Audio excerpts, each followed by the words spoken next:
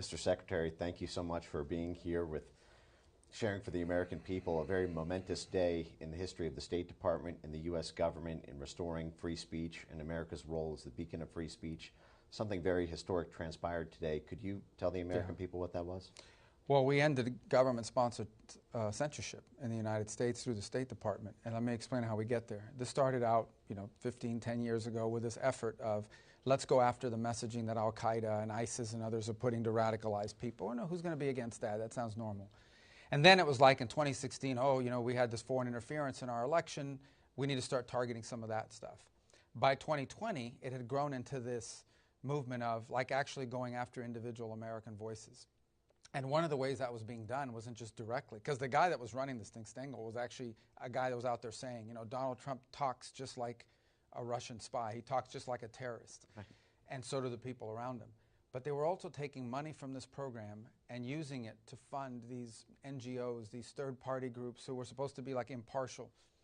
Those groups were then tagging. They were literally tagging and labeling voices in American politics, Ben Shapiro, the Federalist, others, tagging them as foreign agents. So you look at it and say, American taxpayers, through the State Department, were paying groups to attack Americans and to try to silence the voice of Americans. And there were consequences. These weren't just a label they put on people. Some of these people got deplatformed, they got taken down, they couldn't communicate. So it was outrageous. So before President Trump took over, they disbanded this unit. They just renamed it and moved it somewhere else. But now, over the last few months, we've worked on it and just taken it down. And to the extent we're spending money now, we are going to spend money on messaging. It's going to be pro-American messaging, and it's going to be incentivizing and protecting free speech, which is threatened in all over the world, including countries that are allies of ours. The best way to counter disinformation, if that's what people are thinking is out there, the best way to counter disinformation is free speech, is to make sure that what's true has as equal or greater opportunity to communicate as what's not true. We've learned that the hard way. But when you turn disinformation into a weapon, a political weapon, a label that you can use to go after people you don't like and say, oh, anything that person's saying is disinformation. Well, listen, I read mainstream newspapers every day, or I watch mainstream broadcast every day that I know are disinformation. Okay, we have an issue right now. They keep calling it Maryland man deported to El Salvador. No, not Maryland man, El Salvador citizen deported to El Salvador. That's disinformation. Every day, a U.S. senator yesterday said that this guy was a kidnapped American citizen, and they published it in the article without any fact check. He's not an American citizen. So the important thing is that we have free speech so we can counter that, so we can say this is not true. That's the way you handle that. And, but we have instances now in Western countries where people are being arrested. You've seen this. I'm sure you know what I'm talking about. Absolutely. People are out there, they put a post and the cop comes knocking on their door. You're going to go to jail for 60 days for posting something online. Right. This is crazy stuff that's happening around. The vice president addressed this in his speech at the Munich conference back in February. Yes. So we got a lot of work to do, but the most important thing is we're going to make sure that as we communicate to the world, it's going to be pro-American. Things that build up what this country's working on and explaining what we're doing, not attacking Americans who are exercising their First Amendment rights. The classic work of the State Department in the 20th century. Yeah, and you mentioned this network that was paid through the State Department through grants and contracts, and my understanding is that network also targeted the Undersecretary for Public Diplomacy, Darren Beattie, who I believe played an important role in this restructuring as well. And credit to you and to the Undersecretary.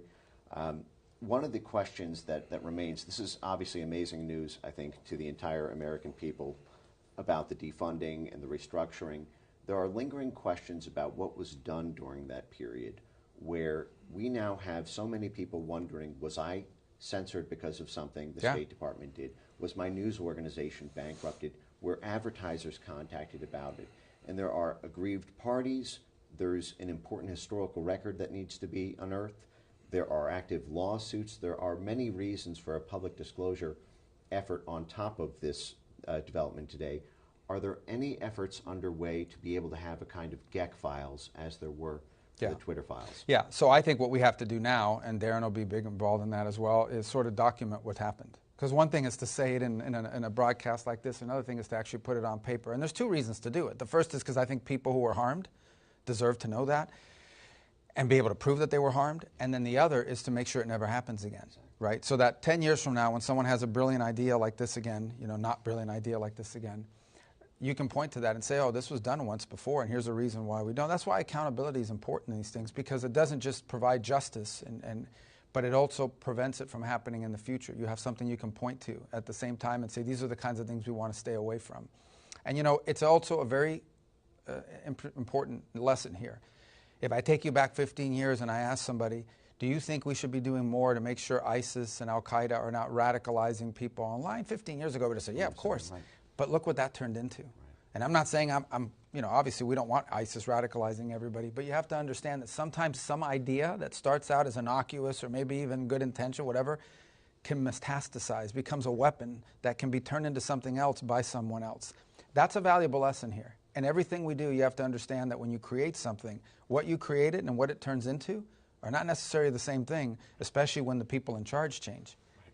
A Frankensteinian monster that takes right. on a life of its own. So then that is to say you can commit to the American public now that there will be a transparency effort to actually... Yeah, that's already started. Because I think as part of justifying doing all this, we had to document this, right?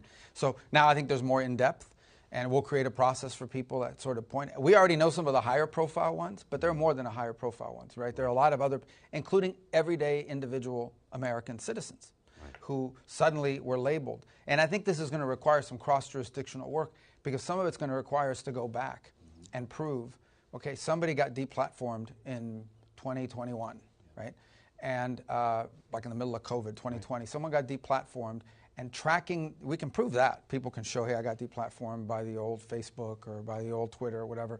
But then linking that to why were they deplatformed? Who told them to deplatform? And if we could somehow, with internal review, create a linkage between some information that came from something the State Department paid for and an actual aggrieved party, that's what's important. Because I think that one thing is to point to the high-profile cases, which we're aware of. But I think when people see that there were actually just individual, everyday Americans that were deplatformed, and for whatever, silenced because somebody associated with this program identified them, I think that's what's really going to be eye-opening to a lot of people. But we didn't want to wait for that to take action. We know enough to already act. Right. But we obviously want to know the depth and the scope of this. That's going to happen. Yeah. Right. It's already happening. This is a program that has been shrouded in secrecy. Journalists like Matt Taibbi have tried to FOIA for many of these grants and contracts and have encountered the stonewall. So this is, I think, amazing news. Yep. I know that you're a very busy man and appreciate all the time here. So the final question is on the international stage. As you are repositioning the State Department to have the U.S. once again be the global beacon for free speech and liberty, we face threats around the world from censorship laws coming out of the European Union, coming out of Brazil, coming out of really a network of countries that have taken the legitimacy of things like the Global Engagement Center and said, oh, it's okay in the Western world to have media literacy programs, information integrity, mis-dis malinformation programs. And many of those Global Engagement Center ecosystem partners have been involved in the shaping of those foreign laws.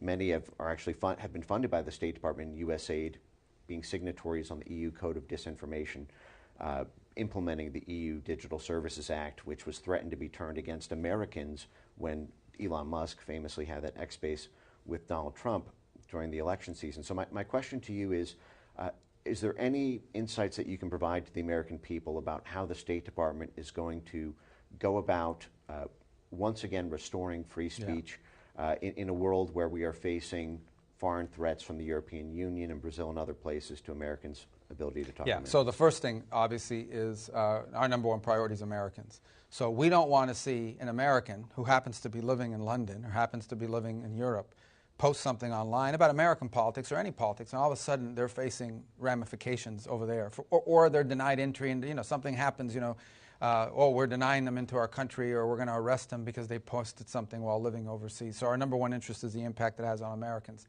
The broader point, which is the one I think the Vice President made very clear in Munich at the security conference, and people freaked out about what he said, but it's true. What is it that links us with Western Europe? What is it that links us with these? It's our shared values. And one of those shared values, we hope, is freedom of expression. I know they don't have a First Amendment, but freedom of expression, right? And if that is eroded, if suddenly these become places where people are targeted because of what they said or what their opinion is, then one of the pillars of our shared interest, beyond military cooperation, beyond anything else, is under attack. And I think he made a very vibrant point that in some ways you are attacking, by attacking freedom of expression, you are attacking one of the pillars of our shared interest, our shared culture, our shared values.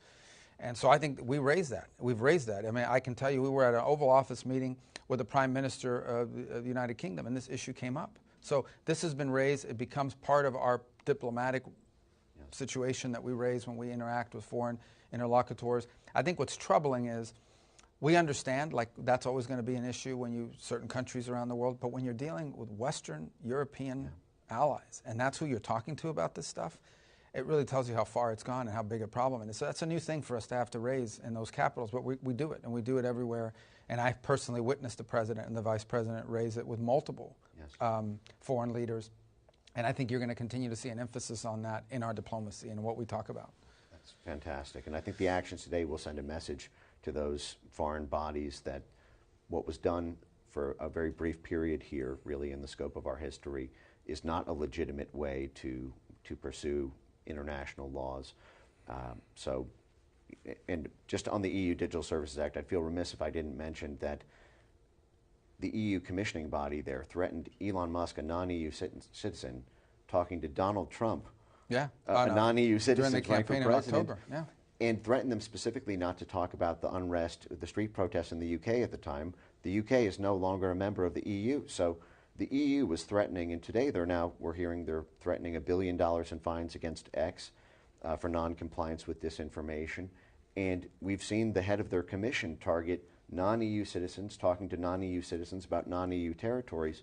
And so this is just one of these things, as this code becomes mandatory in July, to know that the State Department is focused on protecting free speech both within and without is I think, an important thing. Well, just beyond Elon, if a country or a group of countries, in the case of the EU, although it considers itself sort of a country because these countries have, given over a significant amount of sovereignty in order to become a member of the EU, when you have foreign entities taking actions that go after Americans for speech, that becomes a foreign policy irritant for the United States, and more than an irritant. It becomes an impediment in some cases to cooperate when they're going not just after a high-profile person like Elon, but anybody for that matter. I mean, I think if you extend this out, you could see it, threatening commentators, threatening people that are opining about world events, potentially threatening office holders in the United States. Right. I mean, so what if a American political figure, on the left or right,